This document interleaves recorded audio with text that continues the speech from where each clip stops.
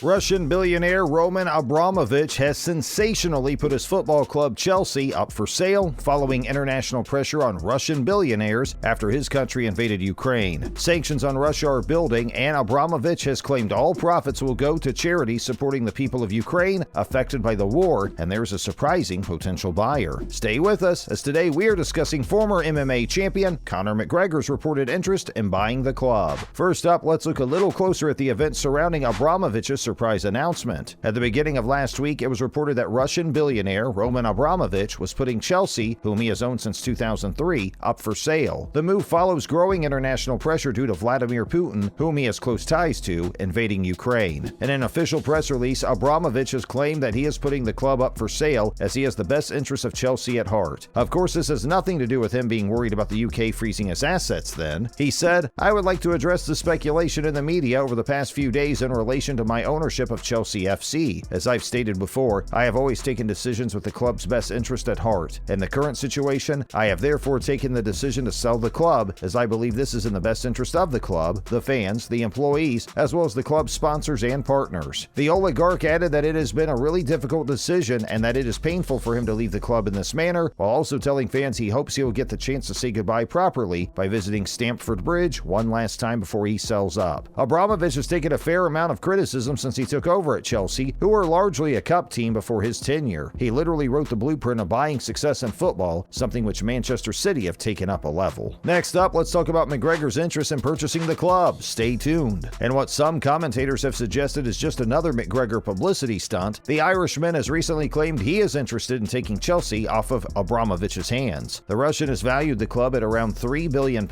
which is probably not realistic, but what definitely isn't realistic is suggesting that McGregor can afford anything in this neighborhood. The Notorious claimed that he would like to explore the idea of buying the West London club, and even shared a tweet in reference to the potential buyout. He said, "Chelsea for sale, £3 billion, let's buy it." We're not sure who he was talking to, but the fact that his net worth is thought to be somewhere around £150 million means he obviously can't afford the club. He even shared a video of himself taking on the manager's role, going as far as tagging Chelsea in the post, but so far, an official bid from the former UFC champ is yet to come. Abramovich has also said there will be no quick fire sale, which could put McGregor off, as he is known for his spontaneous personality. We don't think there's any truth in this rumor, however, as not only can McGregor not afford the club, he would probably need to form some sort of consortium to be taken seriously, but he is also a Man United fan who current owner Abramovich values Chelsea more than. Man U, as bad as they are at the moment, are still a far bigger club than Chelsea and are only just valued at £3 billion, so to claim Chelsea are on the same level is ludicrous. Conor has recently shared the secret to his success. Stay with us to hear all about it. McGregor, who has made claims recently that he is a billionaire, he definitely isn't, has recently revealed his secret to his fame and fortune lies within his ability to laugh and smile. This comes as a bit of a surprise, as the Irishman is continually beefing with people and is forever in trouble with the law, so the idea that he's this happy-go-lucky personality seems to be quite far wide of the mark. Speaking on social media recently, he also claimed he was a billionaire, despite his bank account suggesting differently. He said, "Calculate your worth by how many times you laugh and smile in a day. Then make moves to add to your fortune with more laughing and smiling. Stack laughter, fun, happiness. Find it within. Dig for it. Find it in others." We never took Conor for the live, laugh, love, stencil on the living room wall type. Although he probably isn't a billionaire, there's no doubting his success. The Dubliner owns a pub in Dublin, the Black Forge Inn, as well as his own proper No. 12 whiskey brand and his August McGregor clothing line. It seems McGregor has taken inspiration from a former foe, Floyd Mayweather, who also has his finger in many pies, with a fortune similar to that of McGregor's. What do you make of McGregor's business ventures? Let us know your thoughts below. More news from McGregor now. This time we're going back to basics. Recently, Conor McGregor has been more in the news for his potential business endeavors and less for his fighting, but he does have eyes on the lightweight title once again. Current incumbent Charles Oliveira is set to take on Justin Gaethje in May for his second title defense, but McGregor feels he certainly has what it takes to take back the belt he once called his own. The Irishman believes his return to the UFC will be for the lightweight title, even if fellow fighters and hardcore fans think he's delusional. He has only won one fight in more than 5 years against the aging Donald Cerrone, and the idea that he can come back after a long injury layoff and challenge either Gaethje, who is known for his ferocious striking ability, or Oliveira, who's the owner of some of the best jiu-jitsu in the game, borders on nonsensical. McGregor believes he will fight again this summer, but Islam Makhachev is almost certainly ahead of him in the pecking order after stopping Bobby Green recently, but stranger things have happened when it comes to McGregor. If Dana White has any say in it, which he most certainly does, McGregor could easily find himself in a title fight this year, as he is still one of the most marketable fighters on the roster, even if it would make a mockery of the rankings. Do you think McGregor should walk straight back into a title fight? Surely not, right? More from the aforementioned Islam Makhachev now. Stay with us. Islam, who dismantled Bobby Green the weekend before last to move to 22-1 in professional MMA, was at the center of a strange situation last week after he reportedly called out Rafael dos Anjos after his win over Green. Dos Anjos, who agreed to the bout, seemingly called Makhachev's bluff, but the Russian quickly went silent. Fighting RDA after only fighting Green a week before would have been pretty crazy, and we think the Russian probably had second thoughts after he offered to step in for Kyrgyzstani fighter Rafael Fiziev, who was supposed to fight Dos Anjos but had to pull out through COVID. The pair have been set to fight 3 times before, but for one reason or another, it has never happened. The fight between Makhachev and RDA is fast becoming this decade's Ferguson versus Khabib. Depending on who you talk to, both Makhachev and the UFC should take the blame for the confusion around what happened. Dos Anjos claimed the reason was that Makhachev requested $1 million to step in, and the UFC wouldn't agree to it. Dana White then claimed that Makhachev point-blank refused to fight Dos Anjos after first offering to step in. Makhachev is currently on a 10-fight win streak and was probably next in line for a title shot, but now it seems that White is going to use the situation to leverage Conor into title contention. What do you guys make of the whole thing? And finally, Stephen A. Smith has weighed in on Masvidal versus Covington this past weekend. ESPN anchor Stephen A. Smith has had his say on the recent grudge match between former friends Colby Covington and Jorge Masvidal, questioning how Jorge wasn't ready for a wrestling match. Colby utilized his superior wrestling throughout the fight and dominated Masvidal over 5 rounds, and Gamebred even said himself how his wrestling was flat. Smith questioned Masvidal's comment, asking how it could be flat, having had first-hand experience of Colby's game after training with him for so long. We're not so sure his wrestling was flat, but rather he was just out-wrestled, as that is the greatest part of Colby's game. Masvidal, who was visibly gassed by the end of the fight and had to have help leaving the ring, has now lost 3 fights in a row, and it'll be interesting to see where the Miami native goes from here. Who do you think he takes on next? Give us your thoughts below. As always, thanks for tuning in today, and remember to stop by next time for some more fun and games. Also, don't forget to like and share today's video. Bye, guys!